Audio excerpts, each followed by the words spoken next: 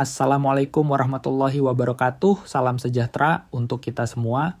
Perkenalkan, nama saya Mukrim Al-Ghazali. Hari ini saya akan membahas tentang Pancasila sebagai entitas dan identitas bangsa Indonesia, serta perwujudan profil pelajar Pancasila pada pendidikan yang berpihak pada peserta didik di abad ke-21. Sebagai bangsa yang kaya akan keberagaman, Pancasila menjadi fondasi utama yang mempersatukan kita, sekaligus membimbing arah pendidikan untuk membentuk generasi yang berkarakter, toleran, dan siap menghadapi tantangan global tanpa kehilangan jati diri.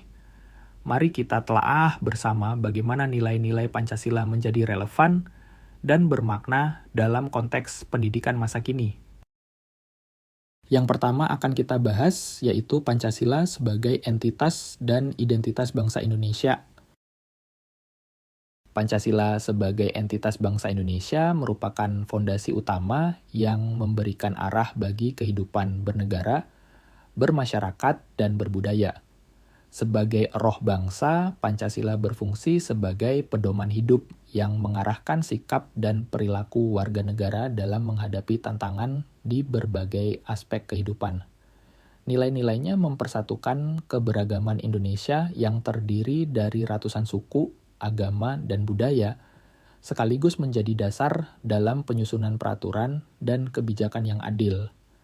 Dalam praktiknya, Pancasila terlihat nyata melalui penyelesaian konflik sosial yang mengutamakan musyawarah, pelaksanaan program sosial seperti program Keluarga Harapan untuk menciptakan keadilan sosial, hingga peranannya dalam membangun harmoni dan solidaritas di tengah masyarakat multikultural.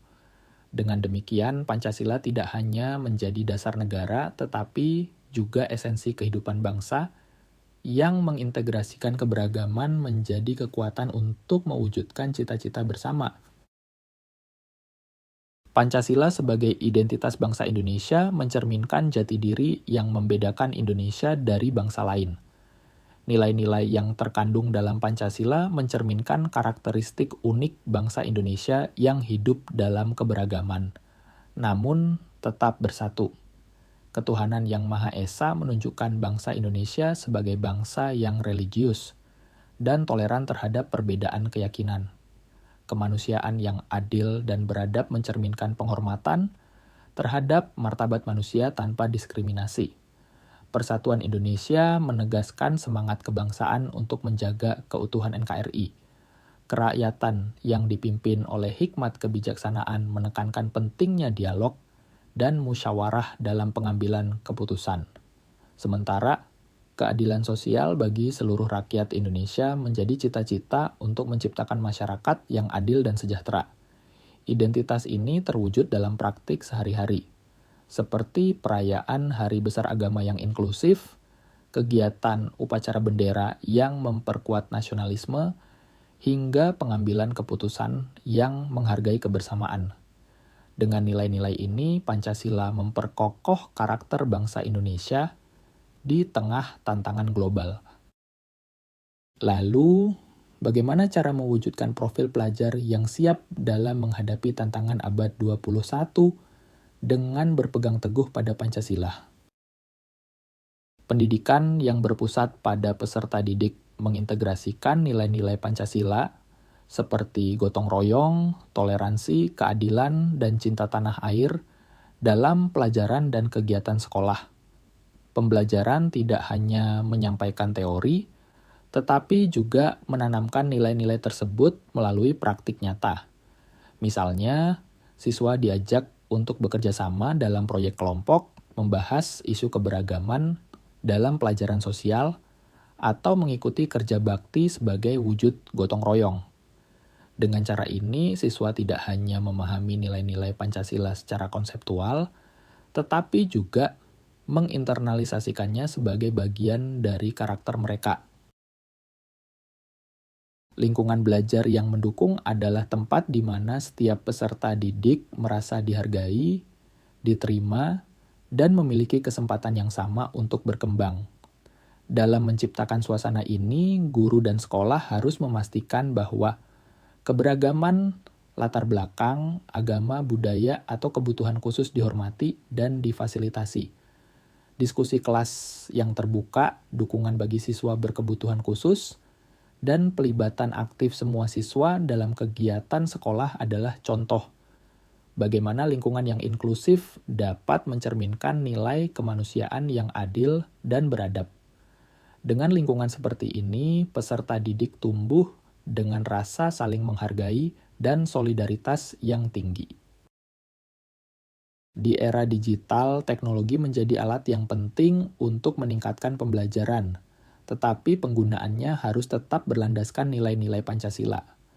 Teknologi dapat digunakan untuk mendukung literasi digital, pembelajaran kolaboratif, dan promosi keberagaman budaya. Misalnya, siswa dapat membuat video tentang budaya daerah mereka yang dipublikasikan melalui platform digital untuk memperkenalkan kekayaan budaya Indonesia di tingkat nasional maupun global.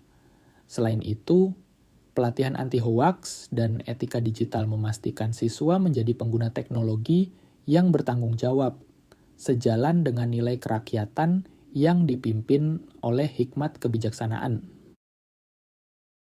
Guru memiliki peran strategis sebagai fasilitator dan teladan dalam membentuk karakter siswa.